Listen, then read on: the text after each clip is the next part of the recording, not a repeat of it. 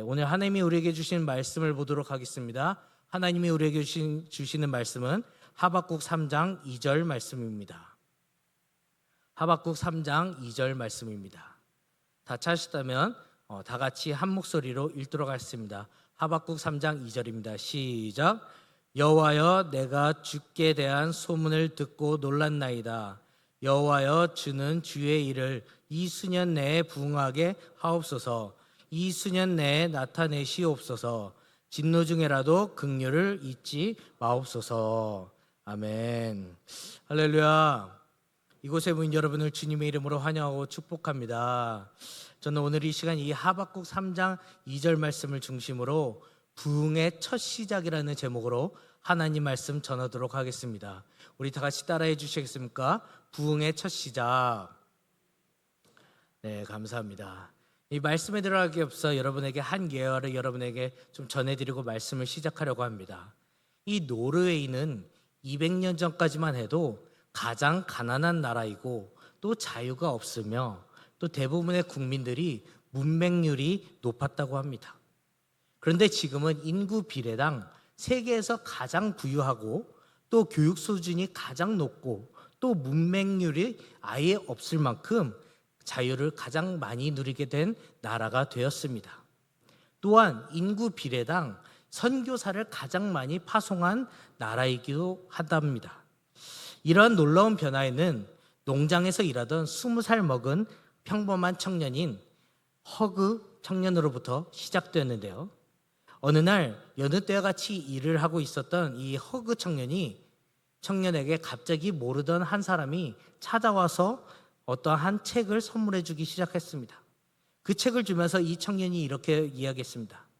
청년, 이것은 삶의 모든 영역에 대한 하나님의 말씀이라네. 이러면서 이 책을 주고 어디론가 사라져버렸습니다. 그러나 그때 바쁜 농번기 시대를 겪고 있었던 허그 청년은 이 책을 가만히 다락방의 한 구석에 놓고 몇 년 지난 이후에 까마득하게 잊어버리게 됩니다. 그러다 몇 년 후에 이 다락방을 정리하는 가운데 그 책이 보이는 거예요. 먼지가 수북히 쌓인 그 성경책을 후후 불면서 한 장씩 넘기고 또 그 책을 읽기 시작했다고 합니다. 그런데 그 책을 읽으면서 성경책을 읽으면서 성경이 자신의 삶을 비춘 거울과 같다는 것을 느끼게 됩니다. 그리고 그는 신약 성경을 돌아가면서 자신이 죄인임을 깨닫고 고백하면서 하나님의 말씀을 자신의 삶으로 실천하기 시작했다고 합니다.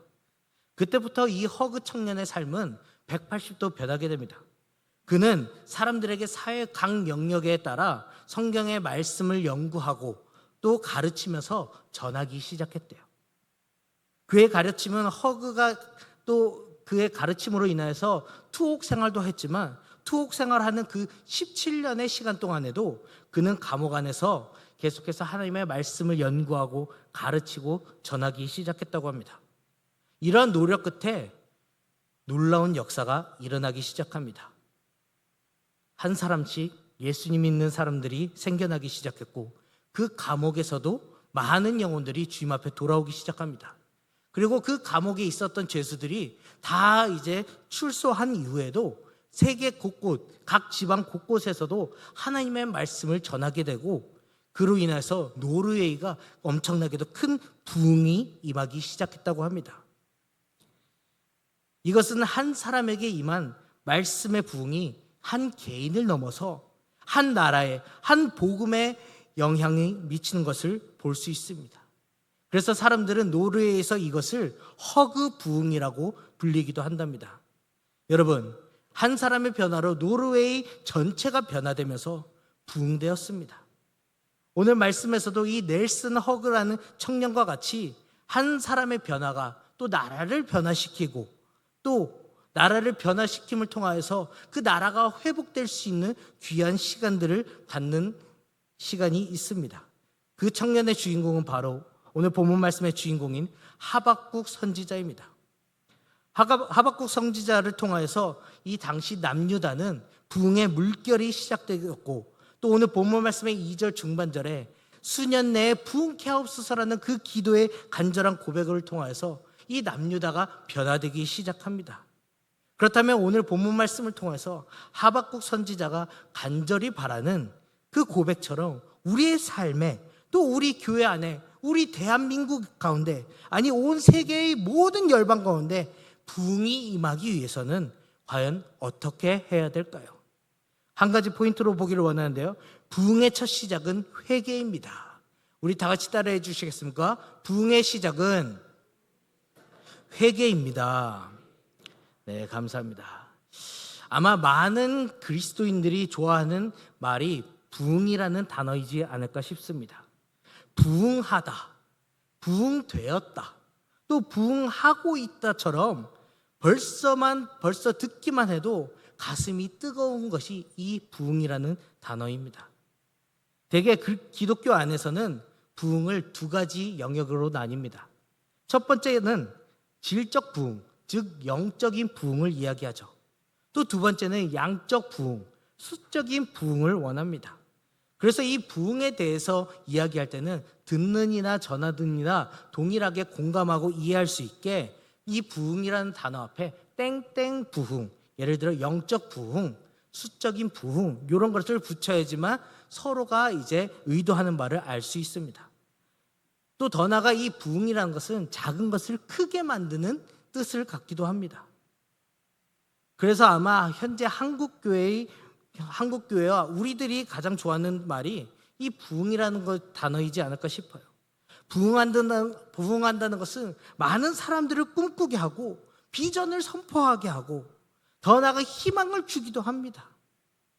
그래서 소위 말하는 작은 교회, 개척교회, 미자리 교회 같은 교회들은 이 갈망하는 목적이 바로 부흥입니다. 우리 교회가 부흥되는 것, 우리 가정이 부흥되는 것, 내가 부흥되는 것, 이것을 원한다는 거예요. 그런데 놀라운 것은 여러분, 이 부흥이 언제 일어나는지 아십니까? 바로 우리의 상황과 환경이 가장 궁핍할 때 이 부흥이 일어난다는 것입니다. 저 또한 오늘 말씀을 준비하면서 나의 삶 가운데 이 질적인 부흥, 영적인 부흥이 언제 일어났을까를 좀 돌이켜 보았습니다. 때는 제가 한창 하나님과의 관계가 전혀 되지 않았을 때인데요, 그때 제가 기도했던 기도 제목 중에 하나가 이 부흥이라는 단어였습니다. 그래서 당시 이런 기도를 했던 것 같아요. 하나님, 내 안에 부흥을 회복시켜 주시옵소서. 하나님을 더욱더 인격적으로 만나고 회복되기를 원합니다. 나에게 부흥을 허락하여 주시옵소서. 이렇게 기도했던 고백들이 생각납니다. 다시 말해 이 부흥의 근원은 자신이 어려운 상황 가운데 주로 나오는 말이기도 합니다. 오늘 본문 말씀에 근거한 하박국 선지자가 고백한 이 부흥 또한 마찬가지였어요. 이 당시에는 굉장히 격렬한 상황을 갖고 있었습니다. 죄악으로 가득 찼고요, 폐역하였고요, 또 강간과 강도, 또 변론과 분쟁, 율법을 지키지 않은 것, 또 정의가 사라짐, 이러한 모든 것들이 하나님의 뜻을 떠나 극도로 타락하게 되던 그런 시대였어요. 그래서 백성들 또한 마찬가지였어요. 조금만 건드리며 폭발하게 되는 그런 위험한 시대였어요. 그런데 오늘 본문 말씀의 주인공이 이 하박국 선지자가 등장하여서 중재하기 시작합니다. 이 하박국 선지자의 이름의 뜻을 좀 먼저 보기를 원하는데요, 이 뜻은 팔을 벌려 앉다라는 뜻을 갖고 있어요. 또 하박국 선지자의 이름은 또 다른 뜻은 포옹하다라는 뜻을 갖고 있어요. 벌써 감이 오는 사람들도 있을 건데요, 이 당시 시대적 배경에 비하면 너무나 따뜻한 이미지의 선지자라는 거예요. 그의 행동은 다른 선지자들과 전혀 달랐어요. 다른 선지자들은 자신을 떠난 유다 백성들을 향해서 멸시하고 징계하고 권면을 하지만 하박국 선지자의 태도는 전혀 달랐어요. 하나님, 이게 무엇입니까? 이 사람들도 생각해 주셔야죠. 고쳐 주시옵소서. 오히려 백성들의 편에 서서 변호사 역할을 하는 것이 오늘 본문 말씀의 하박국 선지자였어요. 그럼에도 불구하고 하나님께서는 오늘 본문 말씀을 통해서 너무나 더럽고 타락한 이 남유다 백성들을 멸하기로 결정하십니다. 그리고 하박국 2장의 전체 내용처럼 남유다 백성들을 이제 바벨론 족속을 통하여서 멸하도록 말씀하십니다. 이 하박국 전체를 현대인의 성경과 세번역 성경으로 보면 좀 느끼는 감이 좀 다른데요. 현대인의 성경에서는 어떤 느낌이냐면 무서운 어른이 어린아이에게 혼내듯한 느낌을 주는 것이 하박국서의 현대인의 번역 성경입니다. 그런데 또 반대로 세번역 성경은 어떤 것이냐면 성인들조차도 읽으면서도 하나님의 분노가 이렇게 심하구나, 하나님이 이렇게까지 진노하시구나라는 것을 느껴질 만큼 세번역 성경에서는 새롭게 써 있습니다. 그래서 예를 들어 이렇게 표현을 합니다. 너희가 짐승들을 잔인하게 죽인 것처럼 똑같이 나도 너희들에게 그렇게 할 것이다. 너희들이 짐승을 난도질하고 또 도륙을 한 것처럼 내가 너희들의 인생을 그렇게 만들 것이다. 너희 삶을, 너희 육신을 그렇게 만들 것이다 라고 하나님께서 분노하시면서 말씀하시는 거예요. 또 오늘 본문 말씀 읽진 않았지만 2장 10절을 보면 오직 여호와는 그 성전에 계시니 온 땅에 그 앞에서 잠잠할지니라 하시니라라고 했습니다. 이 뜻이 무엇이냐면 하나님께서 이미 자신들의 삶의 주인이 된 그 남유다 백성들을 향해서 내가 너의 하나님이고 내가 너의 주인이니까 너희들 조용히 있어. 한 소리만 더 하면 내가 너희들 다 멸족시킬 거야. 이렇게 표현을 하고 있다는 거예요. 이런 상황 가운데서 하박국 선지자는 계속해서 남유다 백성들을 변호하면서 하나님 앞에 아뢰입니다. 하나님 징계를 멈춰주세요. 하나님 이들을 고쳐주세요. 하나님 이들을 불쌍히 여겨주소서. 그런데 여러분 3장 1절부터 놀라운 역사가 일어납니다. 3장 2절에 하박국 선지자가 어떻게 이야기합니까? 주의 일을 속히 행하소서. 주의 일을 속히 행하소서라고 표현을 하는 거예요. 여러분 생각해 보시죠. 2장까지는 그렇게 남유다 백성들을 포옹하고 그들을 감쌌던 하박국 선지자가 3장에 와서 바로 태생 전환해버린 거예요. 저는 말씀을 준비하면서 묵상하는 가운데 2장 마지막 절과 3장 사이에서는 하나님의 놀라운 은혜가 하박국 선지자에게 임했었겠구나, 이런 생각을 들게 됩니다. 이런 감동이 찾아오는 거예요. 왜냐하면 하박국 선지자는 이 징계가 오히려 하나님의 뜻이라는 것을 깨달았다는 것이에요. 사랑하는 성도 여러분, 이런 징계가 찾아오기 전에 그렇다면 우리가 해야 될 것이 무엇입니까? 바로 하나님께서 원하시는 부흥의 첫 시작은 회개라는 것이에요. 하나님께 돌아오지 않고서는 부흥을 기대할 수가 없어요. 내 안에 주인 되었던 마음들 다 회개하지 않고서는 그 부흥이 시작되지 않습니다. 더 나아가 하나님께서 부흥을 시작할 때는 우리를 어떻게 해서든 징계해서라든지 다시금 주님께 돌아오게 만든다는 거예요. 그것을 통하여서 다시 한번 부흥케 하기를 원하신다는 것입니다. 사랑하는 성도 여러분, 우리 마음 가운데 여전히 죄악된 모습들이 있고 죄의 형상에 따라 살아가고 죄의 종노릇을 하고 있는 우리들의 모습이 여전히 남아있지 않습니까? 오늘 본문 말씀에 남유다 백성들 또한 마찬가지였어요. 그들은 죄의 종노릇을 하던 사람이었어요. 얼마나 죄악된 것들이 많았으며 오히려 하나님께서 징계하고 심판하셔야지만 해결되는 문제였습니다. 우리 또한 마찬가지. 하나님께서는 나의 삶을 보면 징계를 해서라도 돌아오게 만든다는 거예요. 아니 더 나아가 우리가 과연 그렇게 하나님이 그렇게 움직일 때까지 아직도 내가 주인 되어서 살아가고 있는 모습이 있지 않은지를 돌이켜보아야 된다는 것입니다.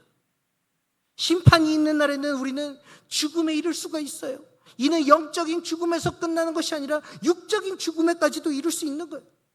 그래서 우리 가운데 죄악된 것들이 있다면 회개를 함으로 나가야지만 이 모든 그 징계에서 우리가 벗어날 수 있다는 것입니다.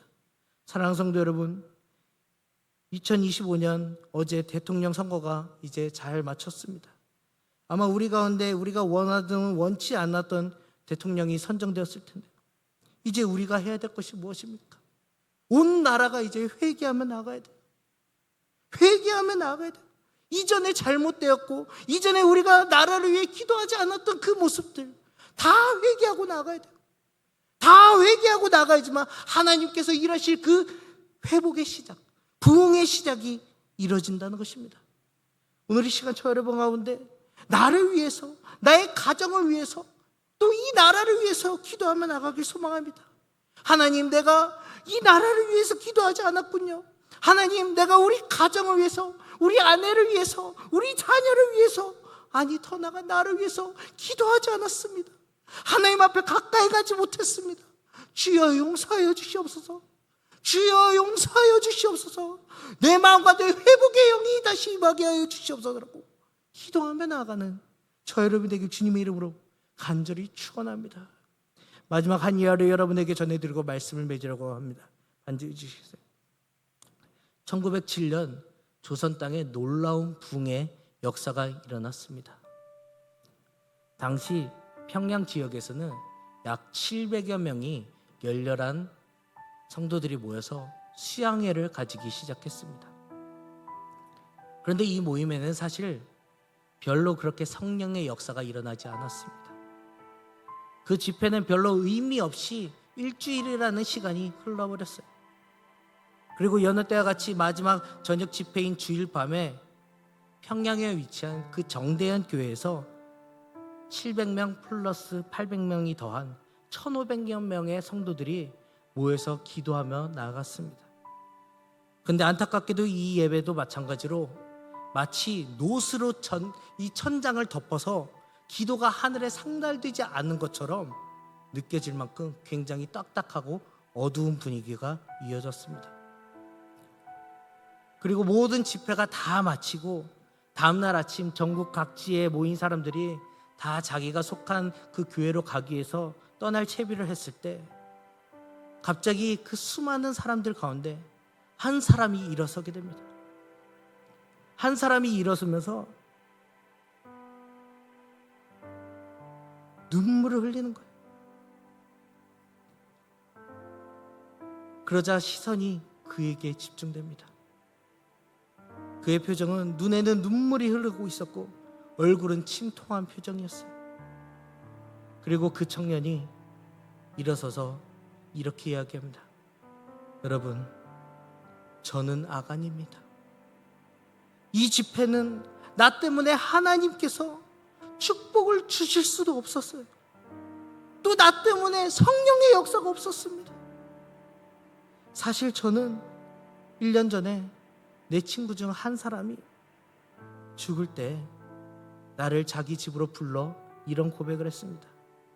친구야, 내 아내는 무능한 사람이니까 내가 가지고 있는 그 재산을 너에게 줄 테니 너가 내 아내와 내 자식들을 끝까지 책임져 줬으면 좋겠다. 그러면서 당시 상상할 수 없는 미화 100불을 줬다고 합니다. 순간 이 청년이 이 미화 100불에 눈이 먼 거예요. 그리고 안타깝게도 그 자신에게 미화 100불을 주었던 청년은 소천하게 되고 그 청년은 미화 100불을 가지고 이 이망인들을 관리하면서 케어하면서 살기 시작하려고 했는데요. 그런데 눈앞에 미화 100불이 보이는 거예요. 이 사람을 양육하기보다는 이 미화 100불을 어떻게 쓸까? 이게 앞선 거예요. 그러다 보니까 그 약속을 지키지 못하고 이 미망인들을 제대로 보지 못하는 거예요. 그런데 이게 그 부흥의 가운데 일주일 내내 찔림이 계속 있는 거예요. 기도를 해도 미화 100불이 떠다니는 거예요. 기도를 해도 예배를 드리려고 해도 말씀을 드리려고 해도 미화 100불이 떠도는 거예요. 도저히 안 되겠다는 생각을 드리고 이 청년이 모두 앞에서 그 1500명 이상 되는 사람들 앞에서 고백합니다. 여러분, 나는 죄인입니다. 나 때문에 오늘 이 부흥회가 성령이 임하지 않았습니다. 여러분, 죄송합니다. 나를 용서해 주세요. 나를 용서해 주세요. 그런데 놀랍게도 갑자기 저기서 한 사람이 일어서는 거예요. 저도 죄인입니다. 나도 이런 죄를 졌어요. 그래서 이 사람이 끝나자마자 저기서도 이러는 거예요. 저기서도 나도 죄인입니다. 죄인입니다. 이때 그렇게 무겁게 눌렸던 방해의 장벽들이 갑자기 무너지고 동시에 하나님의 거룩한 임재가 일어나기 시작했다고 합니다. 그 죄책감이 청중들을 휩쓸고 말았어요.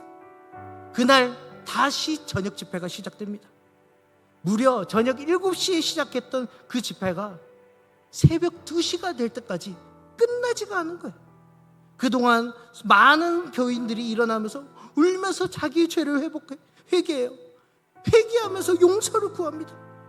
그로 말미암아 평양에 놀라운 대부흥의 역사가 일어나기 시작했습니다. 이 청년의 이름이 무엇인지 아십니까? 길선주 장로님입니다. 그의 고백으로 말미암아, 그의 회개로 말미암아 1907년 평양의 대부흥은 지금까지도 우리에게 이어질 만큼 굉장히 큰 영향력을 주었습니다. 사랑하는 성도 여러분, 우리 또한 마찬가지예요. 우리가 회개함으로 나아간다면 하나님께서 우리 안에 다시금 놀라운 부흥의 역사를 허락해 주실 줄 믿습니다. 오늘 이 시간 저 여러분 가운데 영적인 부흥이 일어나기를 원하시는 분들이 있으십니까? 그렇다면 오늘 이 시간 이렇게 기도합시다. 하나님, 내가 기도하지 못했네요. 내가 주님 앞에 나아가지 못했네요. 내가 더 무릎 꿇고 주님 앞에 나갔어야 됐는데, 주님, 내가 그러지 못했었네요. 주님, 내가 내 삶의 주인이 되었던 나의 연약한 죄의 모습들을 주여 용서하여 주시옵소서. 주여 용서하여 주시옵소서. 이렇게 기도하며 나아가길 소망합니다. 이렇게 기도하며 나아갈 때 우리의 삶 가운데, 나의 가정 가운데, 우리 교회 가운데, 더 나아가 이 대한민국과 모든 열방 가운데 하나님의 부흥이 일어날 줄 믿습니다. 오늘 이 시간 그렇게 기도하기를 원하시고 그렇게 간증하기를 원하시는 분들이 있다면 오늘 이 시간 저 여러분 이 찬양을 고백하면서 주님 앞에 고백하며 나아가길 소망합니다.